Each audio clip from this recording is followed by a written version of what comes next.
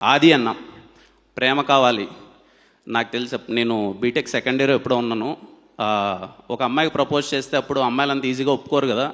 అప్పుడు ఆ అన్న పాటలే మొత్తం డ్యాన్స్ చేసేది. అది ఫేర్వెల్ కానీ ఫ్రెషర్స్ పార్టీ కానీ అందరూ నాకు తెలిసి ఆ సినిమాలో పాట డ్యాన్స్ అయిన కాలేజ్ అంటూ ఉంటుంది అనుకుంటా. అందరూ వేశారు ఆ పాటలకి డ్యాన్స్. అండ్ నాకు 2011 కదన్నా సినిమా. ఆల్మోస్ట్ 14 years అయిపోయింది. నాకు ఇక్కడికి వచ్చిన తర్వాత అర్థమైంది, అంటే హిట్లు కొట్టడం ఒక ఎత్తు అయితే అన్ని దాటుకొని నిలబడడం కూడా ఒక ఎత్తు.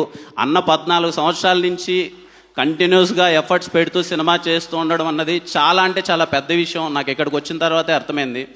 మోర్ దెన్ ఎనీథింగ్ ఈరోజు నేను కంటిన్యూస్గా 1 month నుంచి నేను సాయి గారితో ఎప్పుడైనా మాట్లాడుతున్నప్పుడు అన్న సార్ అన్నకు పడాలి, హిట్ పడాలి, బాగుంది, చాలా పాజిటివ్గా ఉంది.